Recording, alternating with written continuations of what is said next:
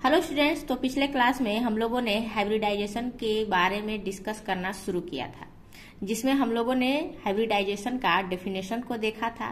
तो डेफिनेशन क्या था, मैं एक बार फिर से आपको रिकैप करके बताती हूँ। The phenomena of intermixing of orbitals of same atom having slightly different and forms new orbitals of equivalent energy and identical in shape. तो ये था हाइब्रिडाइजेशन का डेफिनेशन, जिसके बारे में हम लोगों ने चर्चा भी किया था पिछले क्लास में। तो आज के क्लास में हम उसी क्लास को ही कंटिन्यू करते हैं।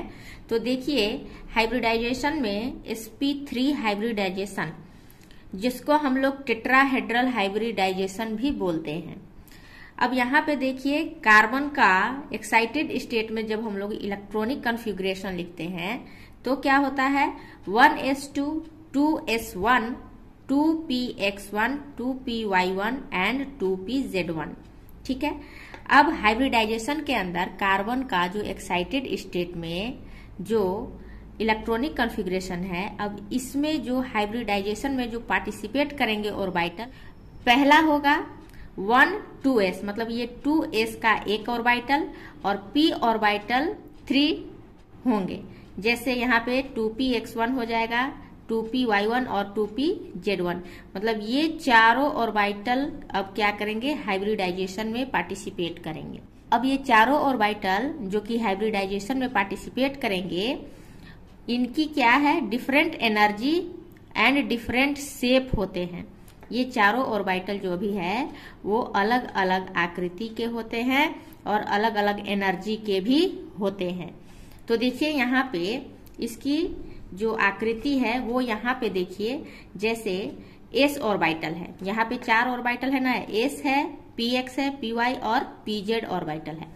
तो s ऑर्बिटल को यहाँ पे हमने बनाया है, ये px ऑर्बिटल है, ये py ऑर्बिटल है और ये pz ऑर्बिटल है। और ये चारों ऑर्बिटल क्या होगा, अब इंटरमिक्सिंग होगा आपस में। अब ये इंटरमिक्सिंग क्यों होगा, ताकि इंटरमिक्सिंग होने के बाद जो एनर्जी डिफरेंट जो पहले थी, अब इंटरमिक्सिंग के बाद क्या हो जाएगा, एनर्जी सेम हो जाएगी और शेप भी इनके आइडेंटिकल हो जाएंगे। ठीक है। तो यहाँ पे देखिए, ये चारों ऑर्बिटल जब आपस में इंटरमिक्स होंगे तो फिर यहाँ पे जो हमारा नया जो ऑर्बिटल, जो हाइब्रिड ऑर्बिटल जो फॉर्म होगा वो हो जाएगा sp3, मतलब कि एक s है यहाँ पे और 3 p ऑर्बिटल, इसलिए इसे हमने sp3 ऑर्बिटल नाम दिया है। यहाँ पे देखिए, इंटरमिक्सिंग होने के बाद यही सारे जो ऑर्बिटल हैं वो 4sp3 हाइब्रिड ऑर्बिटल बन जाते हैं। अब जब इंटरमिक्सिंग होने के बाद ये जो नया हाइब्रिड ऑर्बिटल जो तैयार हुआ वो क्या होगा, इक्विवेलेंट एनर्जी, मतलब कि इन सभी ऑर्बिटल में समान एनर्जी होगा और साथ ही इनमें क्या होगा, आइडेंटिकल शेप भी एक जैसा है। ठीक है, यानी कि ये चारों ऑर्बिटल में एनर्जी अब समान होगी और शेप भी आइडेंटिकल होगा। अब ये इसका जो अरेंजमेंट की बात करें, ये जो sp3 हाइब्रिड ऑर्बिटल है ये किसका है, कार्बन का है। तो ये कार्बन का sp3 हाइब्रिड ऑर्बिटल है। अब इसका जो शेप होगा वो टेट्राहेड्रॉन अरेंजमेंट में होगा। टेट्राहेड्रॉन देखिए यहाँ पे, ये इस तरह से टेट्राहेड्रॉन, कि जब ये टेट्राहेड्रॉन अरेंजमेंट में जब शिफ्ट होगा तो किन्हीं भी दो, कोई भी दो sp3 हाइब्रिड ऑर्बिटल के बीच में, मान लेते हैं एक ये वाला हाइब्रिड ऑर्बिटल ले लिया और एक ये वाला, तो इन दोनों के बीच का जो बॉन्ड एंगल होगा वो होगा 109 डिग्री 28 मिनट। 109 डिग्री 28 मिनट हो जाएगा। कोई भी दो हाइब्रिड ऑर्बिटल के बीच का जो बॉन्ड एंगल होगा, जो कि sp3 हाइब्रिड ऑर्बिटल है, तो उन दो हाइब्रिड ऑर्बिटल के बीच का अगर हम एंगल निकालेंगे तो वो होगा 109 डिग्री 28 मिनट। ये जो नया sp3 हाइब्रिड ऑर्बिटल जो तैयार हुआ है, अब यही किस में भाग लेगा, क्या करेगा, बॉन्ड फॉर्मेशन में भाग लेगा। यानी कि कार्बन अब जो है 4 अदर एटम्स के साथ बॉन्ड बनाएगा। अब हम लोग sp3 हाइब्रिडाइजेशन का एग्जाम्पल लेते हैं। पहला एग्जाम्पल हम लोग देखेंगे स्ट्रक्चर ऑफ मीथेन का, जिसका फॉर्मूला होता है CH4 और मीथेन का अरेंजमेंट जो होता है कुछ इस प्रकार से होगा। कार्बन जो है यहाँ पे कार्बन का हाइब्रिडाइजेशन होता है sp3, यानी कि कार्बन जो है यहाँ पे 4 हाइड्रोजन के साथ बॉन्ड बनाएगा। ठीक है, तो यहाँ पे देखिए कार्बन का यहाँ पे जो हमने अरेंजमेंट किया है वो है पिंक कलर से आपको दिखाई दे रहा होगा, वो है sp3 हाइब्रिडाइज्ड ऑर्बिटल है। और ये पिंक कलर का जो ये ऑर्बिटल है ये कार्बन का ऑर्बिटल है, और कार्बन के साथ जो ये हाइड्रोजन अटैच है उसका ऑर्बिटल है 1s1। ठीक है, और यही 1s1 जो है वो कार्बन के ये 4 हाइब्रिड ऑर्बिटल के साथ ओवरलैप करेगा। देखिए यहाँ पे कुछ इस तरह से ये हाइड्रोजन है, इसका ऑर्बिटल है, यहाँ भी हाइड्रोजन है, यहाँ हाइड्रोजन का ऑर्बिटल है, यहाँ भी हाइड्रोजन का ऑर्बिटल है। आप देख पा रहे होंगे कि यहाँ पे जब कार्बन का हाइब्रिड ऑर्बिटल और हाइड्रोजन का ऑर्बिटल जब ओवरलैप करेगा तो यहाँ पे सिग्मा बॉन्ड बनेगा। ठीक है, तो यहाँ पे 4 सिग्मा बॉन्ड बना है, जिसलिए यहाँ पे सिग्मा बॉन्ड का निर्माण होने की वजह से कार्बन जो है यहाँ पे कार्बन और हाइड्रोजन के बीच में सिंगल बॉन्ड है यहाँ पे। ठीक है, अब ये जो अरेंजमेंट होगा वो यहाँ पे देखिए ये टेट्राहेड्रल मैनर में अरेंजमेंट है। ठीक है, अब बात करते हैं कि हाइड्रोजन कार्बन और हाइड्रोजन के बीच का जो एंगल होगा वो कितना होगा, वो 109 डिग्री 28 मिनट का है। ठीक है, यानी कि कार्बन का हम कह सकते हैं कि यहाँ पे जो कार्बन का हाइब्रिड ऑर्बिटल है और दूसरा हाइब्रिड ऑर्बिटल के बीच का जो एंगल होगा वो होगा 109 डिग्री 28 मिनट का। और बात करते हैं वहीं कार्बन और हाइड्रोजन के बीच का बॉन्ड लेंथ, ये बॉन्ड लेंथ कितना होगा, तो 1.09 एंगस्ट्रॉम। उसी को अगर हम पिकोमीटर में लिखें तो 109 पिकोमीटर होगा। तो उसी तरह अब हम दूसरा एग्जाम्पल लेते हैं स्ट्रक्चर ऑफ इथेन का। तो यहाँ भी ये जो स्ट्रक्चर देख रहे हैं आप इथेन का देख पा रहे हैं, यहाँ देखिए हर एक कार्बन यहाँ पे जो है ये 2 कार्बन है, तो ये दोनों कार्बन जो है 4 बॉन्ड बना रखा है। तो 3 हाइड्रोजन के साथ और 1 कार्बन दूसरे कार्बन के साथ बॉन्ड बना के रखा है, इसलिए यह भी sp3 हाइब्रिडाइज्ड ऑर्बिटल ही है। यहाँ पर भी जो हाइब्रिडाइजेशन होगा वो sp3 ही होगा।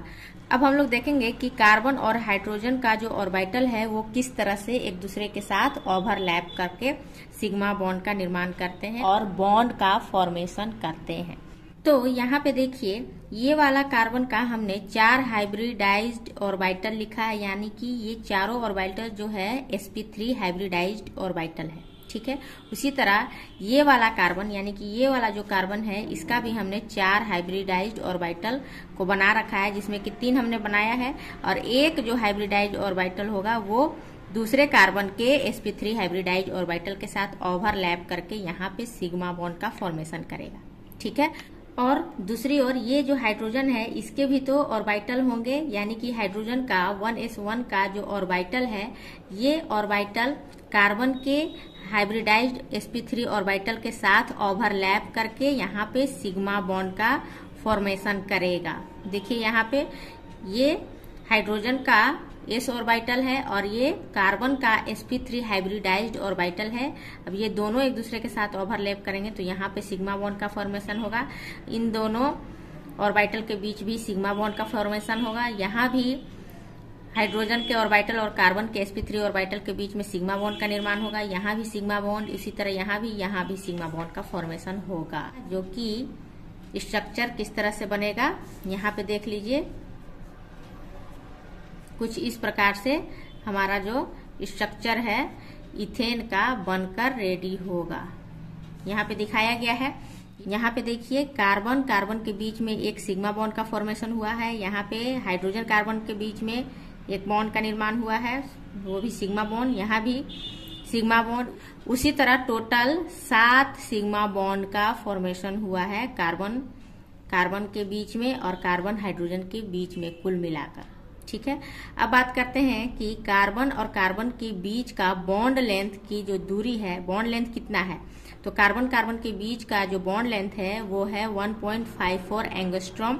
अगर हम इसे पिकोमीटर में लिखना चाहें तो 154 पिकोमीटर होता है। ठीक है, और बात करें कि हाइड्रोजन और कार्बन के बीच का बॉन्ड लेंथ कितना है, तो वो होगा 1.09 एंगस्ट्रॉम, या फिर हम कह सकते हैं 109 पिकोमीटर। तो ये था बॉन्ड लेंथ। अब बात करते हैं कि बॉन्ड लेंथ होता क्या है। तो बॉन्ड लेंथ उसे कहते हैं जब भी कोई दो बॉन्डेड एटम हो तो उनके न्यूक्लियस के बीच की दूरी को बॉन्ड लेंथ कहते हैं। ठीक है, यानी कि हम कह सकते हैं कि कोई भी दो एटम है जो कि आपस में ओवरलैप कर रहे हैं। ठीक है, अब ये दोनों के बीच का जो इंटरन्यूक्लियस डिस्टेंस जो है वही क्या कहलाएगा, बॉन्ड लेंथ। अब बात करते हैं sp2 हाइब्रिडाइजेशन की। तो sp2 हाइब्रिडाइजेशन को ही ट्राइगोनल हाइब्रिडाइजेशन भी बोलते हैं। अब देखिए यहाँ पे नाम से ही लग रहा है कि हाइब्रिडाइजेशन में सिर्फ 3 ऑर्बिटल पार्टिसिपेट करेंगे, यानी एक s का और दूसरा p का। ठीक है, तो देखिए यहाँ पे फिर से हमने लिखा है कार्बन का इलेक्ट्रॉनिक कॉन्फ़िगरेशन एक्साइटेड स्टेट में क्या होता है, 1s2, 2s1, 2px1, 2py1 और 2pz1। तो यहाँ पे देखिए हाइब्रिडाइजेशन में 3 ऑर्बिटल पार्टिसिपेट कर रहे हैं, एक 2s1, दूसरा 2px1 और तीसरा 2py1। तो उसी चीज को हमने यहाँ पे लिखा है। देखिए यहाँ पे जो पार्टिसिपेट करने वाले जो ऑर्बिटल हैं 1 2s का ऑर्बिटल हो जाएगा एंड 2p का ऑर्बिटल होगा। यहाँ पे देखिए 2px1 और 2py1 और यहाँ पे 2p जो z1 है वो पार्टिसिपेट नहीं करेगा। ठीक है, हाइब्रिडाइजेशन में। तो यहाँ पे देखिए जो हाइब्रिडाइजेशन में पार्टिसिपेट करने वाले जो ऑर्बिटल हैं, एक s का ऑर्बिटल है एंड 2 p का ऑर्बिटल है, यानी कि एक px हो गया और दूसरा py का ऑर्बिटल, जो कि अभी फिलहाल क्या है, इनका डिफरेंट एनर्जी है। इन सभी ऑर्बिटल का, ये तीनों ऑर्बिटल अभी अलग अलग एनर्जी के हैं और डिफरेंट शेप के भी हैं। इनके जो आकार हैं वो अलग अलग हैं एक दूसरे से। तो इसीलिए क्या करते हैं कि इनका इंटरमिक्सिंग करवाते हैं। इंटरमिक्सिंग करवाने के बाद अब ये नया हाइब्रिड ऑर्बिटल तैयार होता है, जो कि sp2 हाइब्रिड ऑर्बिटल उसे बोलेंगे, यानी कि 3sp2 हाइब्रिड ऑर्बिटल का फॉर्मेशन होता है, जिसका identical shape and equivalent energy होती है। अब ये हाइब्रिडाइजेशन के बाद यानी कि इंटरमिक्सिंग होने के बाद ये तीनों ऑर्बिटल जो हो गया, इनका शेप भी आइडेंटिकल हो जाएगा और एनर्जी भी सेम हो जाएगी। और ये जो शेप तैयार होगा, देखिए यहाँ पे इस शेप का नाम है ट्राइगोनल प्लेनर, इसको बोलते हैं। एक प्लेन में यानी कि ट्राइगोनल प्लेनर के शेप का आकार ले लेगा। और बात करते हैं कि ये दो ऑर्बिटल के बीच के एंगल का, मतलब कि कोई भी दो ऑर्बिटल ले लें, बीच का जब हम एंगल निकालते हैं तो वो होता है 120 डिग्री का। तो अब हम बात करते हैं कि ये तो 3 ऑर्बिटल जो है हाइब्रिडाइजेशन में पार्टिसिपेट करके sp2 हाइब्रिडाइज्ड ऑर्बिटल का निर्माण करता है, लेकिन ये जो आपको ऑर्बिटल दिख रहा है यानी कि ये है अनहाइब्रिडाइज्ड ऑर्बिटल। ये क्या है, ये अनहाइब्रिडाइज्ड ऑर्बिटल है जो कि हाइब्रिडाइजेशन में पार्टिसिपेट नहीं किया है। वो क्या हो जाएगा, यही ऑर्बिटल इन तीनों ऑर्बिटल के परपेंडिकुलर हो जाएगा। ठीक है, ये अनहाइब्रिडाइज्ड ऑर्बिटल है। ठीक है, ये जो ग्रीन कलर का आप जो देख रहे हैं ऑर्बिटल, ये अनहाइब्रिडाइज्ड ऑर्बिटल है, जो कि ये तीनों प्लेन में जो हमारा sp2 हाइब्रिडाइज्ड ऑर्बिटल है उसके परपेंडिकुलर रहेगा। ठीक है, तो sp2 हाइब्रिडाइजेशन का एग्जाम्पल है इथेन। तो यहाँ पे देखिए स्ट्रक्चर ऑफ इथेन। तो यहाँ पे देखिए स्ट्रक्चर ऑफ इथेन में यहाँ पे कार्बन कार्बन के बीच में डबल बॉन्ड है और एक कार्बन 2 अदर हाइड्रोजन एटम से जुड़ा हुआ है। ठीक है, और हर एक कार्बन जो है sp2 हाइब्रिडाइज है। ठीक है, और यह भी कार्बन sp2 हाइब्रिडाइज है। ठीक है, sp2 कहने का मतलब है कि ये जो कार्बन है 3 अदर एटम के साथ जुड़ेगा। ठीक है, देखिए यहाँ पे एक एटम कुछ भी हो सकता है, दूसरा और यहाँ पे तीसरा, मतलब कार्बन जो है 3 अदर एटम के साथ बॉन्ड बनाएगा। तो यहाँ पे देखिए अब हम स्ट्रक्चर ऑफ इथेन को एक्सप्लेन करते हैं। यहाँ पे देखिए ये वाला जो कार्बन है sp2 हाइब्रिडाइज्ड है। ठीक है, तो sp2 हाइब्रिडाइज्ड कहने का मतलब है एक s ऑर्बिटल और 2 p ऑर्बिटल मिलके क्या होंगे, उनका इंटरमिक्सिंग होगा आपस में और नया ऑर्बिटल का निर्माण होगा। तो देखिए यहाँ पे जब sp2 ये वाला कार्बन जो है ट्राइगोनल प्लेनर का sp2 हाइब्रिडाइज्ड ऑर्बिटल बनाएगा। ये तीनों sp2 हाइब्रिडाइज्ड ऑर्बिटल है। अब बात करते हैं ये वाला कार्बन भी तो sp2 हाइब्रिडाइज्ड ही है। तो ये वाला कार्बन का देखिए, एक ये sp2 हाइब्रिडाइज्ड ऑर्बिटल, दूसरा ये वाला है sp2 हाइब्रिडाइज्ड ऑर्बिटल, और एक हाइब्रिडाइज्ड ऑर्बिटल दूसरे कार्बन के sp2 हाइब्रिडाइज्ड ऑर्बिटल के साथ ओवरलैप करेगा और ओवरलैप करके यहाँ पे सिग्मा बॉन्ड का फॉर्मेशन करेगा। और दूसरी ओर बात करते हैं कि बाकी जो दो sp2 हाइब्रिडाइज्ड ऑर्बिटल बचा हुआ है दोनों कार्बन के पास, वो हाइड्रोजन के साथ सिग्मा बॉन्ड बनाएगा। यानी हाइड्रोजन के पास भी s ऑर्बिटल है, ये वाला हाइड्रोजन का s ऑर्बिटल कार्बन के sp2 हाइब्रिडाइज्ड ऑर्बिटल के साथ ओवरलैप करेगा, और ये वाला हाइड्रोजन भी कार्बन के sp2 हाइब्रिडाइज्ड ऑर्बिटल के साथ ओवरलैप करेगा। ये भी हाइड्रोजन का s ऑर्बिटल कार्बन के sp2 हाइब्रिडाइज्ड ऑर्बिटल के साथ ओवरलैप करके यहाँ पे सिग्मा बॉन्ड का फॉर्मेशन करेगा। ठीक है, तो यहाँ पे देखिए इथीन में कितने सिग्मा बॉन्ड हो गए, तो देखिए 1 2 3 4 5 सिग्मा बॉन्ड का फॉर्मेशन हुआ है। और बात करते हैं वहीं कि ये वाला जो 2pz1 ऑर्बिटल जो बच गया है, ये ऑर्बिटल कैसा है, ये अनहाइब्रिडाइज्ड ऑर्बिटल है। ठीक है, कैसा है, अनहाइब्रिडाइज्ड ऑर्बिटल, जो कि हाइब्रिडाइजेशन में पार्टिसिपेट नहीं किया था। तो ये क्या हो जाएगा, ये अनहाइब्रिडाइज्ड ऑर्बिटल इस कार्बन के परपेंडिकुलर रहेगा, यानी कि इस कार्बन के sp2 हाइब्रिडाइज्ड ऑर्बिटल के क्या हो जाएगा, परपेंडिकुलर हो जाएगा। ये वाला कार्बन का भी अनहाइब्रिडाइज्ड ऑर्बिटल, ये तीनों जो पिंक कलर से आपको नजर आ रहा है sp2 हाइब्रिडाइज्ड ऑर्बिटल के परपेंडिकुलर हो जाएगा। और परपेंडिकुलर होने के बाद ये साइडवेज ओवरलैपिंग करेगा। जब साइडवेज ओवरलैपिंग करेगा ये अनहाइब्रिडाइज्ड ऑर्बिटल, वो फिर पाई बॉन्ड का फॉर्मेशन करता है। कैसा बॉन्ड का फॉर्मेशन करेगा, पाई बॉन्ड। देखिए यहाँ पे पाई बॉन्ड का फॉर्मेशन हो गया है। तो ये वाला जो अनहाइब्रिडाइज्ड ऑर्बिटल है, यानी कि 2pz1 जो अनहाइब्रिडाइज्ड ऑर्बिटल है दोनों कार्बन के पास, वो कुछ इस प्रकार से ओवरलैप करेगा। साइडवेज ओवरलैपिंग इसको बोलेंगे। कैसा ओवरलैपिंग होगा, साइडवेज ओवरलैपिंग। देख लीजिए यहाँ पे इस तरह से ये दोनों लोब्स, ये ऊपर वाला लोब्स आपस में ओवरलैप करेगा और नीचे वाला लोब एक दूसरे से आपस में ओवरलैप करके साइडवेज ओवरलैपिंग करके पाई बॉन्ड का फॉर्मेशन करता है। ठीक है, तो यहाँ पे देखिए ये जो सारा जो स्ट्रक्चर है कुछ इस प्रकार से हमारा बनकर तैयार होता है। देखिए कार्बन कार्बन के बीच में जब sp2 हाइब्रिडाइज्ड ऑर्बिटल एक दूसरे से आपस में ओवरलैप करते हैं तो यहाँ पे सिग्मा बॉन्ड का फॉर्मेशन होता है। वहीं कार्बन कार्बन के बीच में एक और बॉन्ड है जो कि पाई बॉन्ड है जिसे कहते हैं हम लोग, वो कार्बन के अनहाइब्रिडाइज्ड 2pz ऑर्बिटल है जो कि साइडवेज ओवरलैप करके यहाँ पे पाई बॉन्ड का फॉर्मेशन करते हैं। ठीक है, और वहीं पे बात करें कि कार्बन और हाइड्रोजन के बीच में यहाँ पे भी सिग्मा बॉन्ड का फॉर्मेशन हुआ है। हर एक कार्बन हाइड्रोजन के बीच में सिग्मा बॉन्ड का फॉर्मेशन हुआ है। ठीक है, तो हम कह सकते हैं कि कोई भी कंपाउंड जिसमें कार्बन कार्बन के बीच में जहां भी डबल बॉन्ड दिखे वहां पे आपका एक सिग्मा बॉन्ड प्रेजेंट होता है और दूसरा पाई बॉन्ड। देखिए यहाँ पे एक सिग्मा बॉन्ड प्रेजेंट होता है और दूसरा पाई बॉन्ड। तो सिग्मा बॉन्ड कैसे प्रेजेंट होगा, तो सिग्मा बॉन्ड जो है कार्बन के sp2 हाइब्रिडाइज्ड ऑर्बिटल एक दूसरे के साथ आपस में ओवरलैप करते हैं तो जाके सिग्मा बॉन्ड का फॉर्मेशन होता है।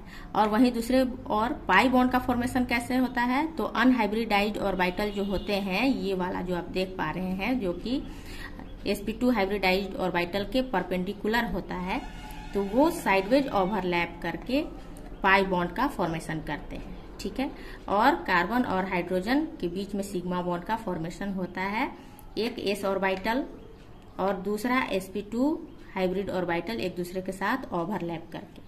ठीक है, तो अब बात करते हैं कि कार्बन कार्बन के बीच का जो बॉन्ड लेंथ है वो कितना होगा। तो कार्बन कार्बन के बीच में जो बॉन्ड लेंथ है वो 1.34 एंगस्ट्रॉम होता है, जिसको अगर हम पिकोमीटर में बात करें तो 134 पिकोमीटर होता है। और वही बात करें कार्बन और हाइड्रोजन के बीच के बॉन्ड लेंथ को, तो कार्बन और हाइड्रोजन के बीच का जो बॉन्ड लेंथ होता है वो 108 पिकोमीटर होता है। ठीक है, तो और यहाँ पे देखिए जब कार्बन के बीच में जब साइडवेज ओवरलैप होता है अनहाइब्रिडाइज्ड पी ऑर्बिटल का, तो जब ऊपर के जब लोब्स आपस में मर्ज होते हैं तो यहाँ पे पाई इलेक्ट्रॉन का क्लाउड डेवलप हो जाता है। देखिए ये पाई इलेक्ट्रॉन का क्लाउड यहाँ पे डेवलप हुआ है और नीचे वाला जो लोब्स है वो एक दूसरे के साथ आपस में मर्ज होते हैं, तो यहाँ पर भी नीचे में भी पाई इलेक्ट्रॉन क्लाउड का क्या होता है, फॉर्मेशन हो जाता है। तो आप देख पा रहे होंगे कि ऊपर में भी पाई इलेक्ट्रॉन क्लाउड है और नीचे में भी पाई इलेक्ट्रॉन क्लाउड डेवलप हो जाता है, और यही पाई इलेक्ट्रॉन क्लाउड क्या हो जाता है, इथीन को मोर रिएक्टिव बनाता है। इथीन क्या हो जाता है, पाई इलेक्ट्रॉन क्लाउड की वजह से ही मोर रिएक्टिव हो जाता है। तो हमारा जो अगला हाइब्रिडाइजेशन है वो है sp हाइब्रिडाइजेशन के विषय में हम लोग पढ़ेंगे, जिसे हम लोग लीनियर या फिर डायगोनल हाइब्रिडाइजेशन भी इसे बोला जाता है। अब जैसा कि हम सभी जान चुके हैं अब तक कि कार्बन का इलेक्ट्रॉनिक कॉन्फ़िगरेशन होता है एक्साइटेड स्टेट में 1s2, 2s1, 2px1, 2py1 and 2pz1। अब जैसा कि नाम से ही यहाँ पे लग रहा है sp हाइब्रिडाइजेशन, यानी कि s और p ये दो ऑर्बिटल शामिल होंगे हाइब्रिडाइजेशन में। देखिए यहाँ पे एक 2s1 का ऑर्बिटल शामिल होगा और दूसरा 2px1 का ऑर्बिटल शामिल होगा हाइब्रिडाइजेशन में। यहाँ पे हमने लिखा है 1 2s का ऑर्बिटल एंड 1 2px का ऑर्बिटल शामिल होगा हाइब्रिडाइजेशन में। तो यहाँ पे आप देखिए इस जगह पे एक s का ऑर्बिटल को हमने ले लिया है ये वाला, और दूसरा px का ऑर्बिटल जो px1 है उसे हमने ले लिया है। तो बिफोर इंटरमिक्सिंग दोनों का एनर्जी और शेप क्या होता है, डिफरेंट होता है। ठीक है, इसीलिए इनका हम इंटरमिक्सिंग करवाते हैं, ये दोनों का इंटरमिक्सिंग करवाते हैं। इंटरमिक्सिंग करवाने के बाद नया हाइब्रिड ऑर्बिटल तैयार होता है, वो होता है sp हाइब्रिड ऑर्बिटल। यहाँ पे देखिए यहाँ पे दो हाइब्रिड ऑर्बिटल तैयार हुए हैं, एक और ये दूसरा, ये sp हाइब्रिड ऑर्बिटल है। दोनों का इंटरमिक्सिंग होने के बाद ये जो तैयार हुआ है नया हाइब्रिड ऑर्बिटल। अब नया हाइब्रिड ऑर्बिटल का क्या होता है, तो इक्विवेलेंट एनर्जी इन दोनों ऑर्बिटल की क्या है, इक्विवेलेंट एनर्जी है, और साथ ही आइडेंटिकल शेप है, यानी कि दोनों का शेप भी समान है। अब यहाँ पे देखिए इसका स्ट्रक्चर जो है ये देखिए लीनियर है, लीनियर कह सकते हैं या फिर हम इसे डायगोनल कह सकते हैं। लीनियर या फिर हम इसे इस लोब को घुमा दें तो ये डायगोनल शेप का भी हो सकता है। अब इन दोनों के बीच का, यानी कि इन दोनों हाइब्रिड ऑर्बिटल के बीच का जो एंगल हम निकालते हैं वो होता है 180 डिग्री का। ठीक है, अब यहाँ पे हम लोग देखते हैं कि ये जो नया हाइब्रिड ऑर्बिटल s और p का जो तैयार हुआ sp हाइब्रिड ऑर्बिटल, इधर देखिए sp हाइब्रिड ऑर्बिटल है और इधर भी sp हाइब्रिड ऑर्बिटल है। अब ये क्या है, एक प्लेन में है। अब यहाँ पे बात आती है कि ये जो दो अनहाइब्रिड ऑर्बिटल जो बच गए हैं, ये देखिए यहाँ पे 2py1 और 2pz1, यहाँ पे ये दो क्या हो गया है, ये दोनों कैसा ऑर्बिटल है, अनहाइब्रिड ऑर्बिटल। ये दोनों कैसा है, 2py1 और 2pz1, ये कैसा ऑर्बिटल है, तो अनहाइब्रिड ऑर्बिटल है। ये दोनों कैसा ऑर्बिटल है, तो ये दोनों अनहाइब्रिड ऑर्बिटल है, यानी कि जो हाइब्रिडाइजेशन में पार्टिसिपेट नहीं किए हैं, जिनका इंटरमिक्सिंग नहीं हुआ है एक दूसरे में। ठीक है, तो अब ये बचे हुए अनहाइब्रिड ऑर्बिटल, ये जो प्लेन में sp ऑर्बिटल है उनके क्या हो जाएंगे, ये दोनों परपेंडिकुलर हो जाएंगे। देखिए कुछ इस तरह से यहाँ पे 2py1 ये दोनों sp हाइब्रिड ऑर्बिटल के क्या हो जाएगा, परपेंडिकुलर हो जाएगा। ठीक है, कुछ इस प्रकार से। और दूसरा ये जो 2pz1 है यह भी इन दोनों प्लेन में जो sp हाइब्रिड ऑर्बिटल है इसके भी परपेंडिकुलर हो जाएगा। ठीक है, यानी कि ये दोनों, ये ग्रीन कलर से जो हमने बनाया है px ऑर्बिटल जो कि अनहाइब्रिड है, और दूसरा ये जो रेड कलर से जो ऑर्बिटल बनाया है वो भी क्या है, अनहाइब्रिड ऑर्बिटल है pz का। तो अब हम बात करते हैं sp हाइब्रिडाइजेशन का एग्जाम्पल का। तो देखेंगे हम लोग इसमें स्ट्रक्चर ऑफ इथाइन को। ठीक है। तो स्ट्रक्चर ऑफ इथाइन जो कि sp हाइब्रिडाइजेशन का एग्जाम्पल है, और sp हाइब्रिडाइजेशन का मतलब यही है कि कार्बन जो है दो अदर एटम के साथ बॉन्ड बनाएगा। ठीक है, यहाँ पे देखिए दो बॉन्ड बना रहा है, एक इस साइड और दूसरा इस साइड। ठीक है, तो इथाइन का स्ट्रक्चर को देखेंगे तो यहाँ पे देखिए, यहाँ पे कार्बन कार्बन के बीच में ट्रिपल बॉन्ड है, और कार्बन जो है एक हाइड्रोजन एटम से जुड़ा हुआ है, और इधर वाला जो कार्बन है अदर हाइड्रोजन एटम से जुड़ा हुआ है, और ये कार्बन जो है sp हाइब्रिडाइज्ड है। ठीक है, यानी कि ये कार्बन दो एटम के साथ जुड़ा है, एक कार्बन के साथ और दूसरा हाइड्रोजन के साथ, इसीलिए यह sp हाइब्रिडाइज्ड है। वहीं दूसरा कार्बन की बात करें तो यह भी कार्बन जो है दो अदर एटम के साथ जुड़ा है, एक हाइड्रोजन के साथ और दूसरा कार्बन के साथ। ठीक है, तो ये दोनों कार्बन कैसा हाइब्रिडाइजेशन है, तो दोनों कार्बन sp हाइब्रिडाइज्ड है। ठीक है, अब इसके स्ट्रक्चर को अब हम लोग डिटेल में पढ़ने वाले हैं। तो देखिए यहाँ पे sp हाइब्रिडाइजेशन में दो हाइब्रिड ऑर्बिटल बनते हैं sp का। ठीक है, इस कार्बन का भी दो हाइब्रिडाइज्ड ऑर्बिटल है। तो यहाँ पे देखिए, जब कार्बन कार्बन के बीच में एक sp हाइब्रिडाइज्ड ऑर्बिटल और दूसरा कार्बन का एक sp हाइब्रिडाइज्ड ऑर्बिटल आपस में ओवरलैप करते हैं, तो यहाँ पे सिग्मा बॉन्ड का फॉर्मेशन होता है। कैसा बॉन्ड का फॉर्मेशन हुआ, यहाँ पे सिग्मा बॉन्ड का फॉर्मेशन हुआ। ठीक है, और यह भी sp ऑर्बिटल है, यहाँ भी sp हाइब्रिडाइज्ड ऑर्बिटल है। और दूसरी ओर बात करें तो हाइड्रोजन का एक s ऑर्बिटल कार्बन के sp हाइब्रिडाइज्ड ऑर्बिटल से ओवरलैप करेगा, और ये वाला कार्बन का जो हाइड्रोजन है इसका भी s orbital sp hybridised orbital के साथ ओवरलैप करके यहाँ पर भी सिग्मा बॉन्ड का फॉर्मेशन करता है।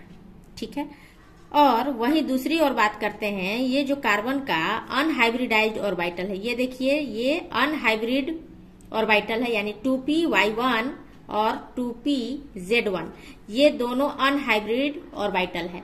तो यहाँ पे देखिए 2p(y1) कुछ इस तरह से दोनों sp ऑर्बिटल के परपेंडिकुलर रहेगा, दोनों कार्बन के बीच में। इस वाले कार्बन का भी अनहाइब्रिड ऑर्बिटल होगा py1 का। तो यहाँ पे देखिए ये दोनों कार्बन का अनहाइब्रिड ऑर्बिटल जो है साइडवेज ओवरलैप करेंगे एक दूसरे से। जब साइडवेज ओवरलैप करता है तो यहाँ पे पाई बॉन्ड का फॉर्मेशन होता है। ठीक है, एक py1 ऑर्बिटल जो कि परपेंडिकुलर है ये दोनों sp हाइब्रिड ऑर्बिटल के।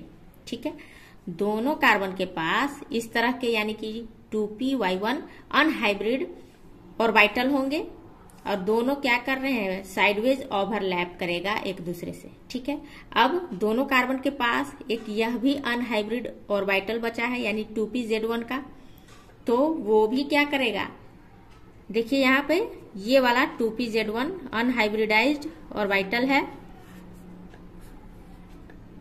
कुछ इस तरह से, और यह भी क्या करेगा, एक दूसरे के पैरेलल साइडवेज ओवरलैप करेगा। ठीक है, ये ब्लू कलर का आप अनहाइब्रिड ऑर्बिटल देख रहे हैं, ये py1 है, और पिंक कलर से जो हमने बनाया है ये 2p(z1) का अनहाइब्रिड ऑर्बिटल है दोनों कार्बन के पास, जो कि एक दूसरे के साथ साइडवेज ओवरलैप करके पाई बॉन्ड का फॉर्मेशन करता है।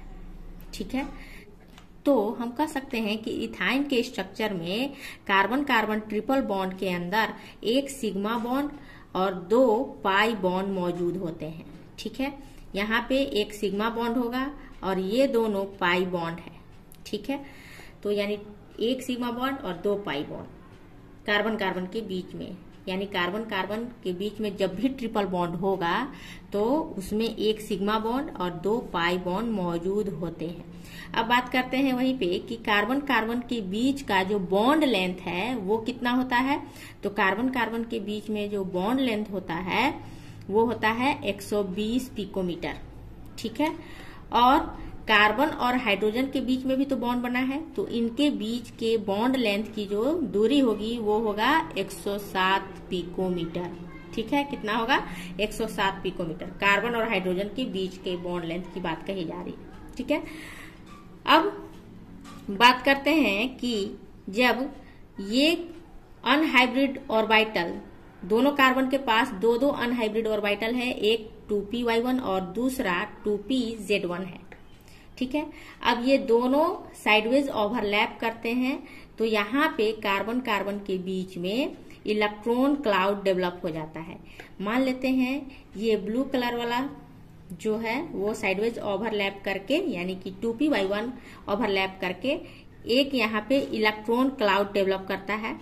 ठीक उसी तरह से 2pz1 का यानी कि जो पिंक कलर से हमने दर्शाया है वह भी क्या होगा, साइडवेज ओवरलैप करके एक दूसरे से वो क्या दिखाएंगे, यहाँ पर वो भी इलेक्ट्रॉन क्लाउड डेवलप करते हैं। ठीक है, तो जिसके कारण यहाँ पे ऊपर और नीचे दोनों तरफ क्या होता है, इलेक्ट्रॉन डेंसिटी इंक्रीज हो जाती है और इंक्रीज होने के कारण ये जो इलेक्ट्रॉन क्लाउड है वो सिलिंड्रिकल रूप ले लेता है। देखिए यहाँ पे कार्बन कार्बन के बीच में जो इलेक्ट्रॉन क्लाउड है वो सिलिंड्रिकल रूप ले लेता है, किसमें, स्ट्रक्चर ऑफ इथाइन में। यानी जब भी कार्बन कार्बन के बीच में ट्रिपल बॉन्ड होगा वहां पे क्या होगा, इलेक्ट्रॉन क्लाउड जो है सिलिंड्रिकल रूप ले लेता है। ठीक है, तो अब तक हम लोगों ने क्लासिफिकेशन ऑफ हाइब्रिडाइजेशन में 3 टाइप्स के हाइब्रिडाइजेशन को देखा है। एक sp3 हाइब्रिडाइजेशन, दूसरा sp2 हाइब्रिडाइजेशन और तीसरा sp। ठीक है, अब sp3 हाइब्रिडाइजेशन में कार्बन, यहाँ पे नाम से ही लग रहा है कि कार्बन 4 अदर एटम के साथ जुड़ेगा और sp2 में कार्बन 3 अदर एटम के साथ जुड़ता है और sp हाइब्रिडाइजेशन में कार्बन 2 अदर एटम के साथ बॉन्ड बनाता है। ठीक है, तो अब बात करते हैं कि परसेंटेज ऑफ s कैरेक्टर या फिर परसेंटेज ऑफ p कैरेक्टर ये तीनों हाइब्रिडाइजेशन में कितना कितना होगा। ठीक है, अगर बात करते हैं percentage of s character sp3 के अंदर, तो यहाँ पे sp3 में मान लेते हैं 4 स्पीसीज हैं। ठीक है, और परसेंटेज हमारा 100% का होता है। ठीक है, तो इसको 4 से डिवाइड करेंगे। यहाँ पे 4 स्पीसीज है sp3 यानी कि एक s और 3 p ऑर्बिटल के, तो 4 से जब आप इसे डिवाइड करेंगे तो 25% आ जाएगा। तो हम यहाँ पे s कैरेक्टर लिख सकते हैं sp3 में 25% और बाकी 100 में से इस 25 को घटा देने पर यहाँ पर 75% हमारा p कैरेक्टर आता है।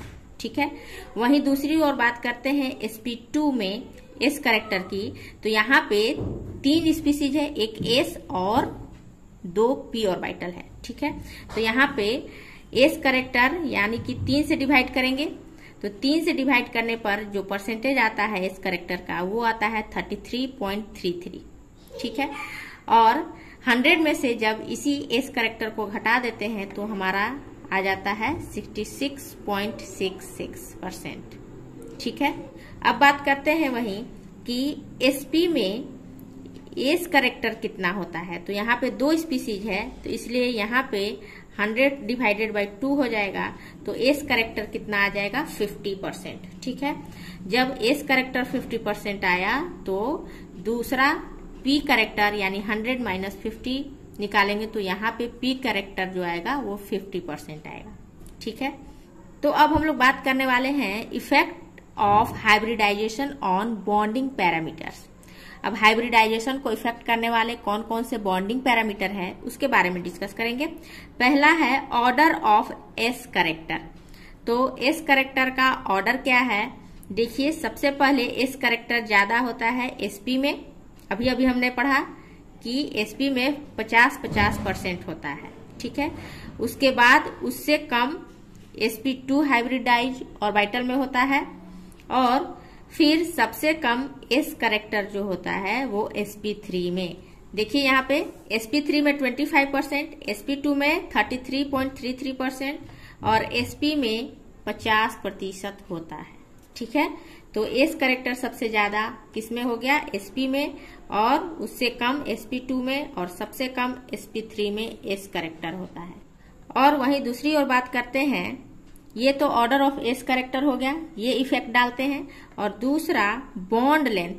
अब ये बॉन्ड लेंथ होता क्या है, तो bond length inter nuclear distance होता है।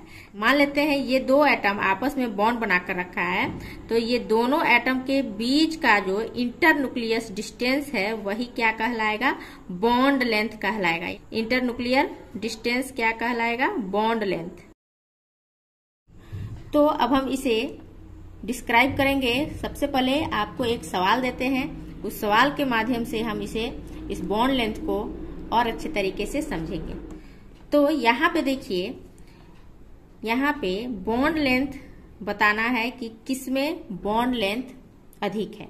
तो देखिए, एक है CH3 सिंगल बॉन्ड CH3, ठीक है। दूसरा क्वेश्चन है CH2 डबल बॉन्ड CH2, और तीसरा है CH, यहाँ पे कुछ नहीं है, ये CH ट्रिपल बॉन्ड CH है। अब इसमें बताना है कि बॉन्ड लेंथ किसमें अधिक होता है, ठीक है। तो ऑर्डर ऑफ बॉन्ड लेंथ आप देख पा रहे हैं, तो उसे देखने के लिए सबसे पहले हमें एस कैरेक्टर इन तीनों में दिखाना होगा कि इन तीनों कंपाउंड में एस कैरेक्टर किसमें ज्यादा है, ठीक है। तो जिसमें जितना ज्यादा एस कैरेक्टर बॉन्ड लेंथ उतना कम होगा। जैसे यहाँ पे देखिए CH3 सिंगल बॉन्ड CH3, तो ये कैसा कंपाउंड है, sp3 हाइब्रिडाइज्ड कंपाउंड है, ठीक है। तो यहाँ पे sp3 वाला में हम लोगों ने अभी अभी पढ़ा है कि sp3 में एस कैरेक्टर 25% है। तो 25 ये वाला CH3 में भी है, और CH3 इधर वाला में भी 25% है एस कैरेक्टर। और इन दोनों कार्बन के बीच में जो बॉन्ड लेंथ होता है 1.54 एंगस्ट्रॉम होता है, ठीक है। और दूसरा देखिए, यहाँ पे CH2 डबल बॉन्ड CH2। अब यहाँ पे इस कंपाउंड के अंदर जो एस कैरेक्टर होगा, यहाँ पे ये कैसा कंपाउंड है, तो ये sp2 हाइब्रिडाइज्ड कंपाउंड है। यानी कि कार्बन जो है 3 अदर एटम के साथ जुड़ा है। तो 3 अदर एटम के साथ जब कोई कंपाउंड जुड़ता है तो उसका जो एस कैरेक्टर होता है, अभी अभी हम लोगों ने निकाला है 33.33 अप्रोक्स, ठीक है। इतना परसेंटेज होता है एस कैरेक्टर। उसी तरह इसमें भी एस कैरेक्टर होगा 33.33%। अब बात कर लेते हैं कि कार्बन और इस कार्बन वाले बीच का जो बॉन्ड लेंथ होता है तो 1.34 एंगस्ट्रॉम होता है। और तीसरा कंपाउंड है हमारा CH ट्रिपल बॉन्ड CH। अब यहाँ पे एस कैरेक्टर कितना होगा, ये कैसा कंपाउंड है, तो यह sp हाइब्रिडाइज्ड कंपाउंड है। यानी sp वाला का यहाँ पे एस कैरेक्टर कितना होगा 50%, और ये वाला CH के पास भी एस कैरेक्टर 50% होगा, 50-50। तो जैसा कि हम सभी जानते हैं कि जो न्यूक्लियस के पास जो ऑर्बिटल रहता है वो एस ऑर्बिटल रहता है, और एस ऑर्बिटल न्यूक्लियस के नजदीक होने के कारण आकर्षण बल उतना ही अधिक होगा। यानी कि इंटर न्यूक्लियर डिस्टेंस क्या होगा, कम होगा।